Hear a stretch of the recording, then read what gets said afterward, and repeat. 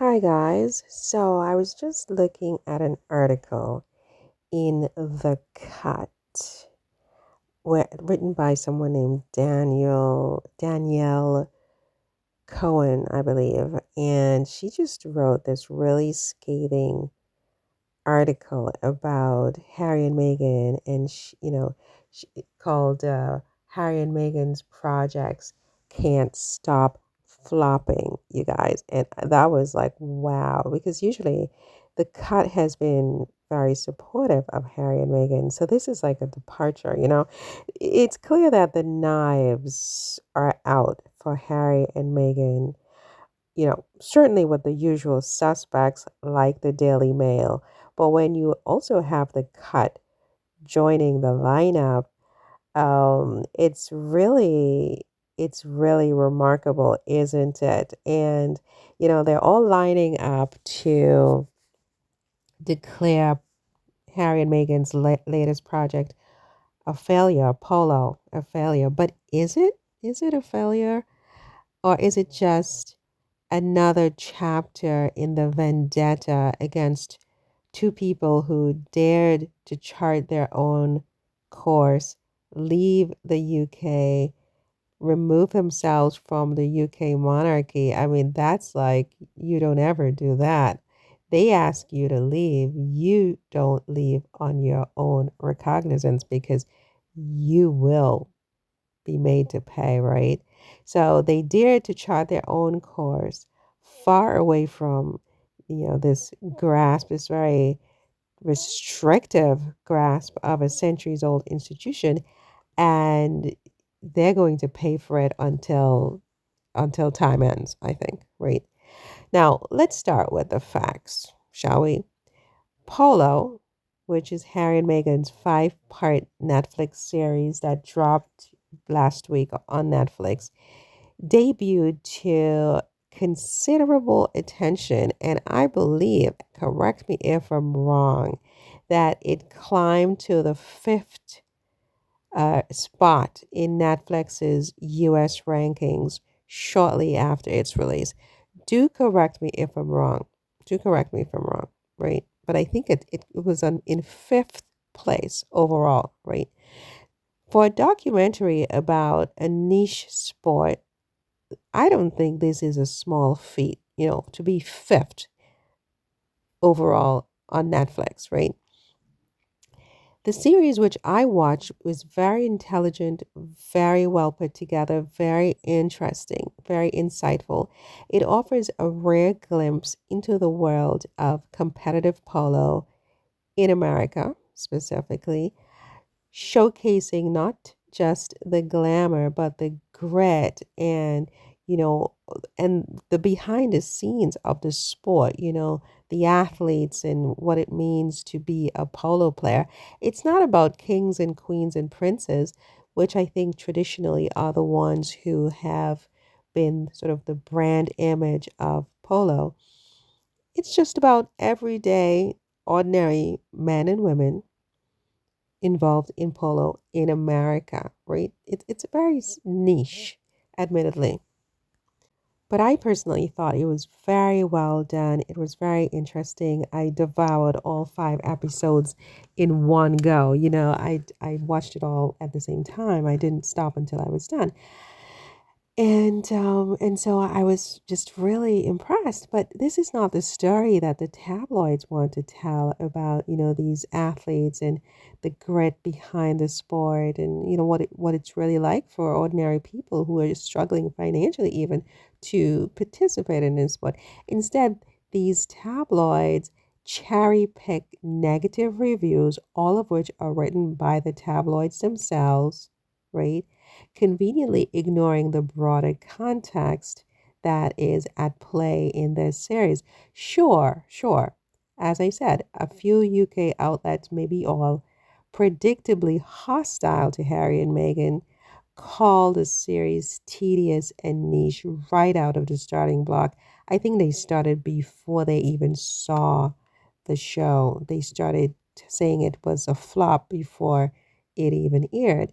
But these are the same publications, mind you, that have spent years discrediting Harry and Meghan at every turn, often without engaging meaningfully with Harry and Meghan's work. So now enter the Cut's Danielle Cohen, who admits, you guys, brace for this, she hasn't even watched the series. She hasn't watched it herself. She literally said that in her piece, right? Yet she feels qualified to join this pylon of people saying that it's not a good series. Can you imagine that?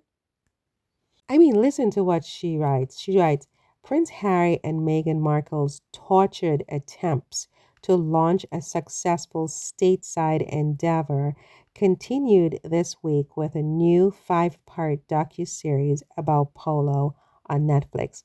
It's called Polo, and while you might think a sport involving horses, fancy hats, and fan-camable athletes would do well with viewers, Polo is already getting horrific reviews. Seems like this one is bound for the same fate as Meghan Markle's beleaguered jam company.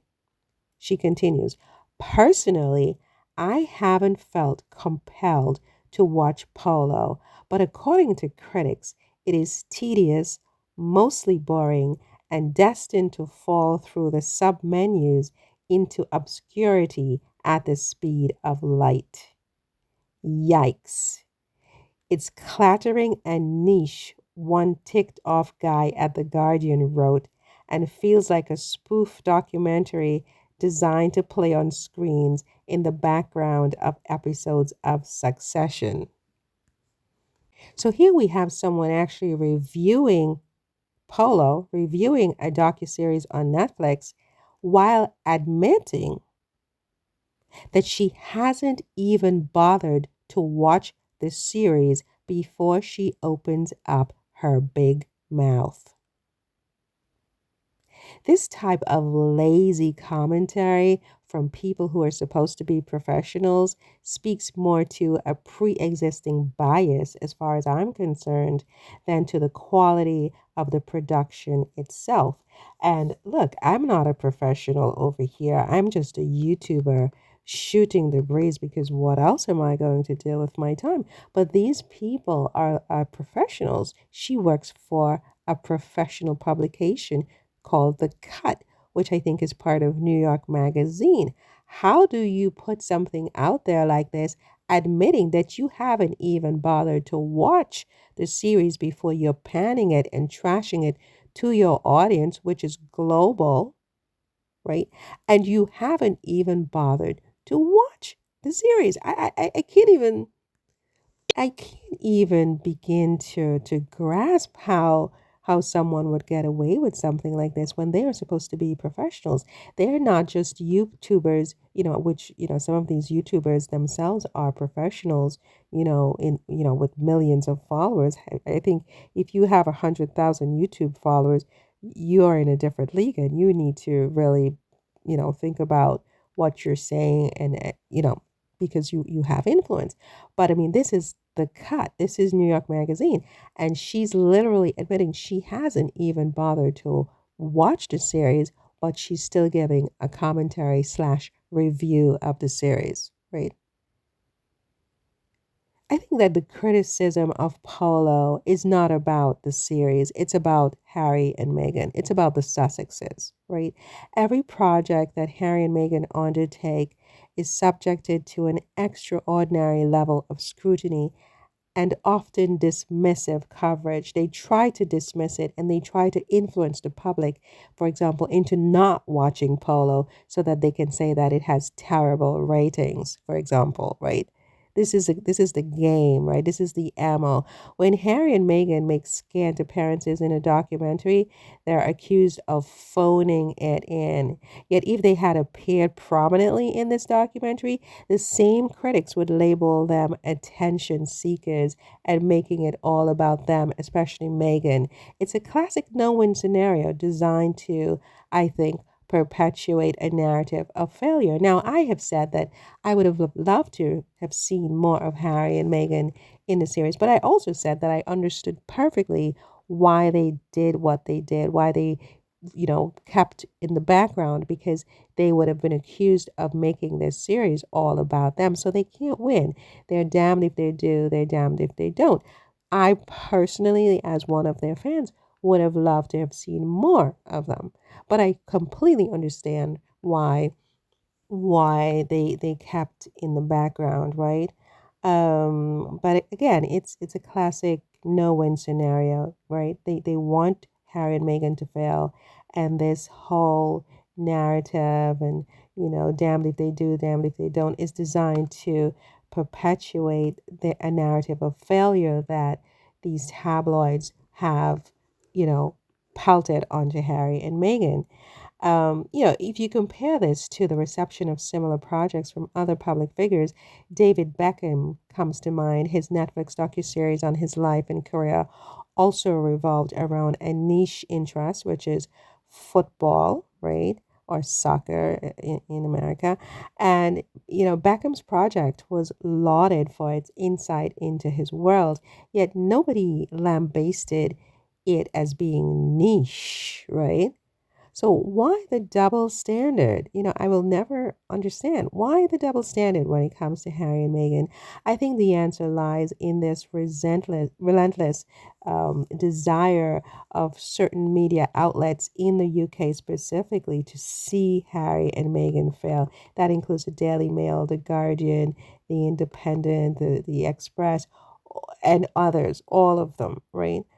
It's worth noting that Harry and Meghan's projects, including Polo, are part of a larger portfolio of work that has already made significant waves.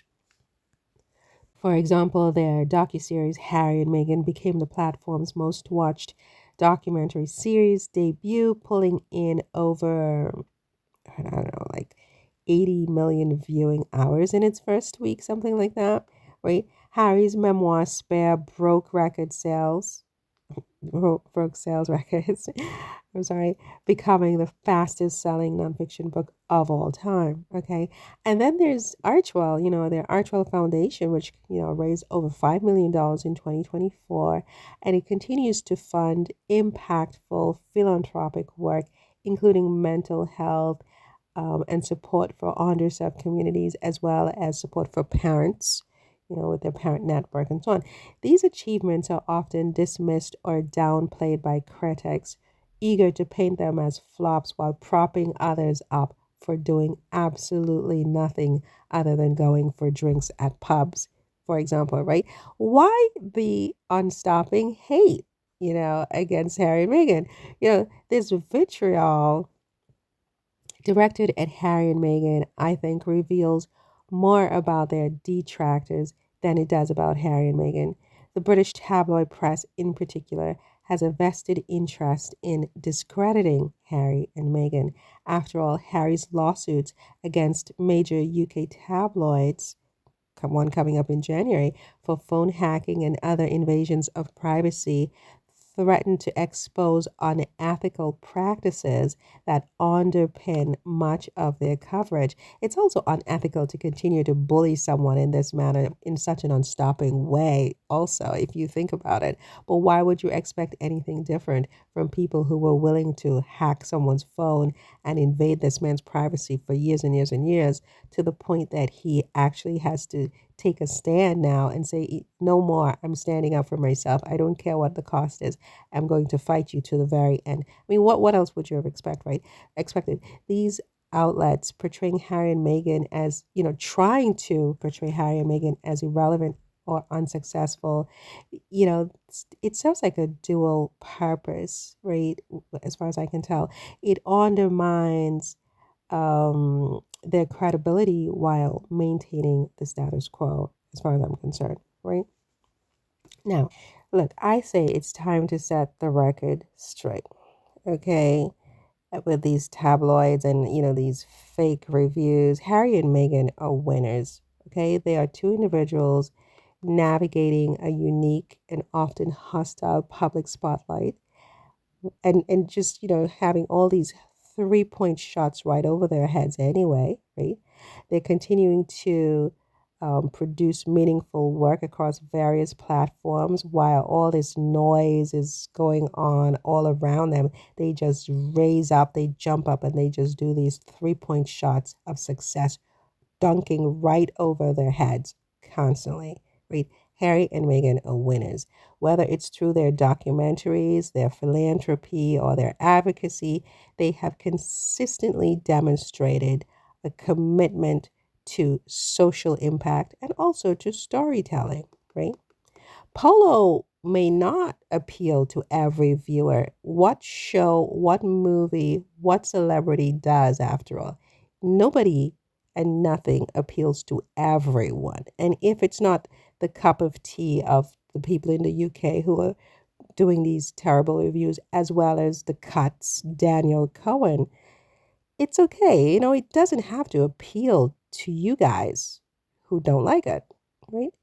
It's a passion project, for heaven's sake, that shines a light on an underrepresented sport, right? And celebrates the diversity and the humanity of the players, right?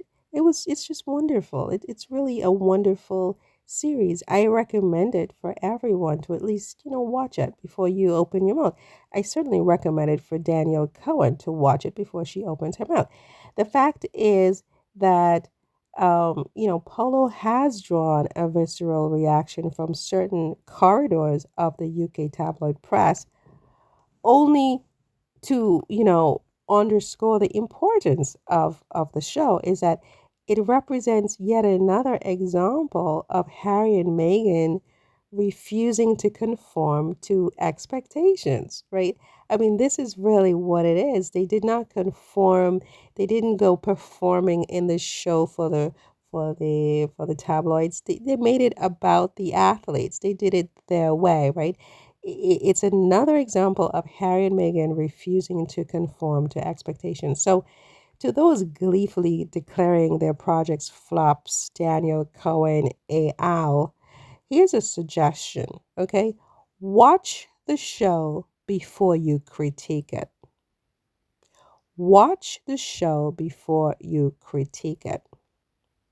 Or better yet, consider why you're so invested in tearing down these two people, right, who are simply trying to make a difference in the world.